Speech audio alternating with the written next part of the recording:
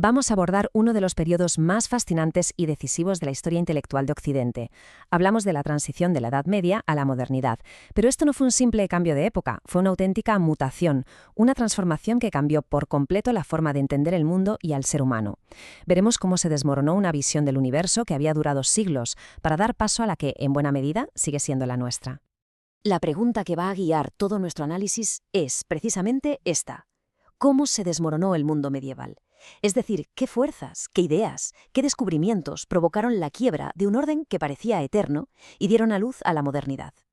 Es en el fondo la historia de un colapso, pero también la de un extraordinario renacer del pensamiento. Bien, pues para comprender la ruptura, lo primero es entender qué es lo que se rompió. Así que empecemos por dibujar cómo era esa visión del mundo, esa estructura estable, segura y unificada que existía justo antes de la llegada de la modernidad. El concepto clave aquí es el de cosmos. Para la mentalidad premoderna, la realidad no era un caos, sino un todo ordenado, con un sentido. Este universo era, en primer lugar, jerárquico, con Dios en la cúspide y una gran cadena del ser que descendía hasta lo inanimado. Era finito, se podía abarcar con la mente, y muy importante, era geocéntrico. La Tierra, el hogar de la humanidad, era el centro no solo físico, sino también moral de la creación. Todo tenía su lugar natural, su propósito, su porqué. Esta era una cosmovisión que daba un anclaje existencial, una enorme seguridad.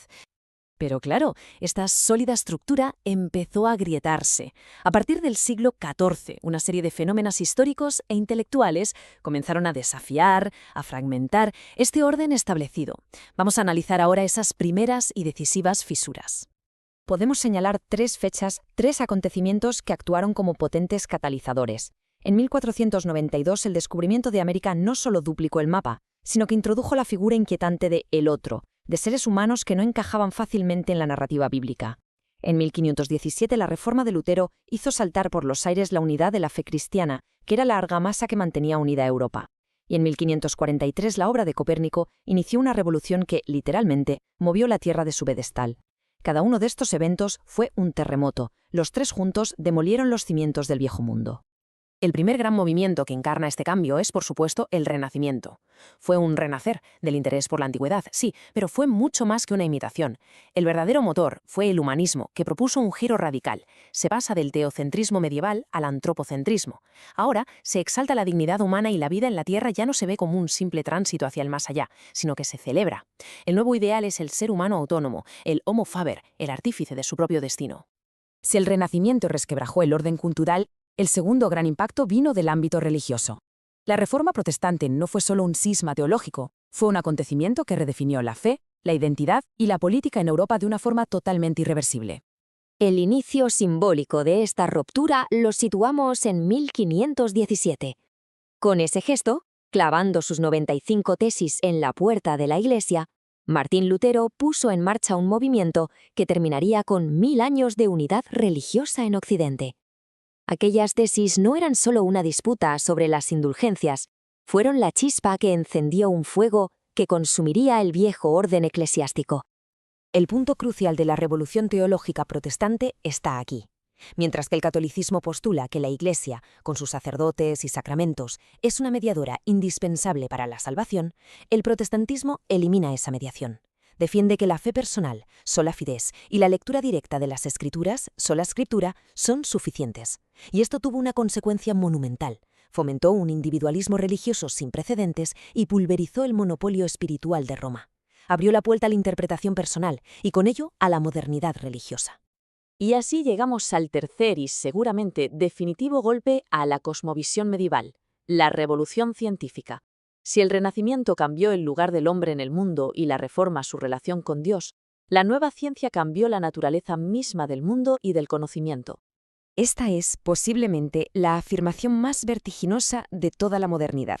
La cosmología que había situado a la humanidad en el centro inmóvil de un universo hecho a su medida fue desmantelada. La Tierra pasó a ser un planeta más, girando alrededor del Sol, en un universo que de repente se revelaba infinito, sin centro ni periferia. El ser humano quedó, por así decirlo, cósmicamente desahuciado, perdido en una inmensidad silenciosa. Esta cita de Galileo ilustra a la perfección el cambio de método. La naturaleza ya no es un libro de símbolos divinos que hay que interpretar, sino que se concibe como un mecanismo regido por leyes precisas. La nueva ciencia ve el universo como una gran máquina, despojada de propósitos o de cualidades ocultas. La clave para descifrarla no es la teología, sino las matemáticas. La realidad se vuelve cuantificable, predecible y, en última instancia, controlable. Y esta máxima de Francis Bacon encapsula el nuevo propósito del conocimiento. Se abandona el ideal clásico del saber por el saber contemplativo. Ahora se abraza un nuevo paradigma. El conocimiento ya no busca simplemente entender el mundo, sino dominarlo. El saber se convierte en un instrumento de poder, una herramienta para someter a la naturaleza y ponerla al servicio de las necesidades humanas. La consecuencia directa de esta visión mecanicista del universo fue un profundo proceso de secularización. Un mundo que funciona como un reloj no necesita de la intervención constante de un relojero ni de explicaciones sobrenaturales. Este proceso, que el sociólogo Max Weber llamó el desencantamiento del mundo, implica que la religión y la magia dejan de ser explicaciones válidas para los fenómenos naturales. Empiezan a ser desplazadas hacia la esfera de la conciencia privada, de la fe personal. Todo este recorrido, que se inicia en el Renacimiento y se consolida con la Revolución Científica, encuentra su culminación filosófica ya en el siglo XIX con el positivismo de Auguste Comte. Aquí, la ciencia ya no es solo el conocimiento más fiable, es proclamada como la única forma válida de conocimiento. Comte sistematiza esta visión en su famosa Ley de los Tres Estados, que para él describe la evolución del pensamiento humano.